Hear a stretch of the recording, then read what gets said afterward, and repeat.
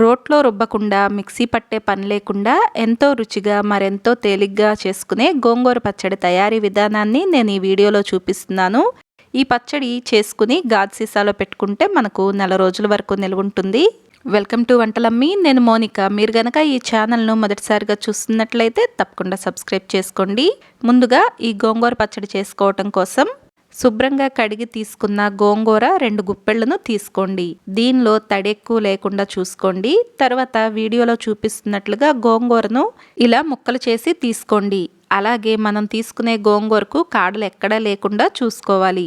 గోంగూర ఒక్కోసారి పూర్తిగా ఉడకకుండా ఆకులుగా ఉంటుంది. అలా ఉండకుండా ఉండటానికి మనం ముందుగానే ఇలా గోంగూరను ముక్కలుగా చేసి తీసుకోవాలి.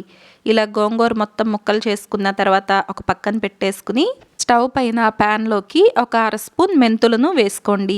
ఈ మెంతులను సన్నని మంట మీద నిదానంగా కొద్దిగా రంగు మారేంత వరకు వేయించి తీసుకోండి. మరీ ఎక్కువగా వేగితే చేదొచ్చేస్తుంది. తర్వాత 1 స్పూన్ జీలకర్ర వేసుకుని ఈ జీలకర్రను కూడా దోరగా వేయించి తీసుకోవాలి. అలాగే 1 స్పూన్ ధనియాలను కూడా వేయించుకోవాలి. ధనియాలు కూడా వేగిన తర్వాత ఒక 1/4 స్పూన్ వరకు మిరియాలు వేసుకుని ఈ మిరియాలను కూడా కాస్త దోరగా వేయించుకోవాలి.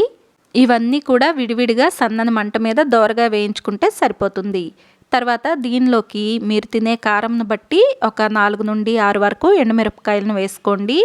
నేను ఇక్కడ 6 ఎండుమిరపకాయలను తీసుకుంటున్నాను. ఇవన్నీ కూడా నూనె లేకుండానే వేయించి తీసుకోవాలి. చల్లారేంత వరకు ఒక పక్కన పెట్టేసుకోండి.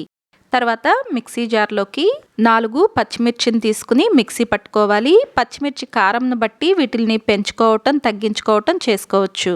తర్వాత ప్యాన్లోకి 3 నుండి 4 స్పూన్లు నూనెను వేసుకోండి. 100 మిల్లీలీటర్ల పైనే ఉంటుందండి. దీనికి నూనె కాస్త ఎక్కువగానే పడుతుంది. నూనె కాస్త వేడెక్కిన తర్వాత దీనిలోకి 3 ఎండుమిరపకాయలను ఇలా ముక్కలుగా చేసి వేసుకోండి. అలాగే 1/2 స్పూన్ ఆవాలు, 2 స్పూన్ల వరకు పొట్టు తీసిన వెల్లుల్లి తరుగును వేసుకోవాలి. తర్వాత దీనిలోకి మనం ముందుగానే మిక్సీ పట్టి పెట్టుకున్నాం కదా పచ్చిమిర్చి పేస్ట్, ఇది కూడా వేసుకుని సన్నని మంట మీద మధ్య మధ్యలో కలుపుకుంటూ పచ్చిమిర్చి కాస్త పచ్చివాసన పోయేంత వరకు వేయించుకోవాలి. ఇది వేగి కాస్త రంగు మారిన తర్వాత ముందుగానే శుభ్రం చేసి ముక్కలు చేసి పక్కన పెట్టుకున్న గోంగూర మొత్తాన్ని కూడా వేసేసుకోవాలి. వేసుకుని ఈ మొత్తాన్ని ఒకసారి కలిసేలాగా కలుపుకోండి. గోంగూర మనకు త్వరగానే మగ్గిపోయి దగ్గర పడిపోతుందండి. ఈ పచ్చడి వచ్చేసి మనం మొత్తంగా కూడా సన్నని మంట మీదే చేసుకుంటాము. ఇలా సన్నని మంట మీదే నిదానంగా దగ్గరే ఉండి అవసరమైనప్పుడల్లా మధ్య మధ్యలో కలుపుకుంటూ ఉండండి. గోంగూర మనకు పూర్తిగా మగ్గిపోయినప్పుడు వీడియోలో చూపిస్తున్నట్లుగా గోంగూర నుండి కొద్దిగా నూనె మనకు అంచుల వెంట ఇలా కనిపిస్తూ ఉంటుంది. అలా నూనె మనకు కనిపించే వరకు కూడా గోంగూరను కలుపుకుంటూ ఉడికించుకోవాలి. ఇలా వచ్చినప్పుడు దీనిలోకి 1 స్పూన్ ఉప్పును వేసుకోండి. ఉప్పు వేసుకుని ఒకసారి మొత్తం కలిసేలాగా కలుపుకోండి. ఇలా కలుపుకున్న తర్వాత మనం ముందుగానే ఎండుమిర్చి, ధనియాలు, మిరియాలు, జీలకర్ర, మెంతులు కలిపి పొడి పట్టి పక్కన పెట్టుకున్నాం కదా, ఈ పొడిలో నుండి 2 స్పూన్ల పొడిని గోంగూరలోకి వేసుకోండి. మనం తీసుకున్న 2 గుప్పెళ్ల గోంగూరకు ఈ మాత్రం పొడి సరిపోతుంది. మొత్తం వేయాల్సిన అవసరం లేదు. మిగిలిన పొడిని మరొకసారికి ఉపయోగించుకోవచ్చు.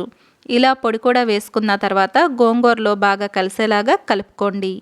ఇలా పచ్చడిలోకి పొడి వేసుకున్న తర్వాత మనకు పచ్చడి కాస్త దగ్గర పడుతుంది. అలాగే నూనె కూడా పీల్చేస్తుంది. మీరు అవసరం అనుకుంటే మరొక స్పూన్ నూనెను కూడా వేసుకుని మరొక 6 నిమిషం పాటు ఇలాగే కలుపుకుంటూ మగ్గించుకుంటే సరిపోతుంది. ఇలా కలుపుకునేటప్పుడే రుచి చూసుకుని అవసరం అనుకుంటే మరి కాస్త ఉప్పును కూడా వేసుకోండి. అంతేనండి, మిక్సీతో రోల్తో పని లేకుండా మనకు గోంగూర పచ్చడి తయారైపోతుంది. ఈ పచ్చడి తయారీ విధానం నచ్చితే వీడియోని లైక్ చేసి షేర్ చేయండి. Thank you for watching.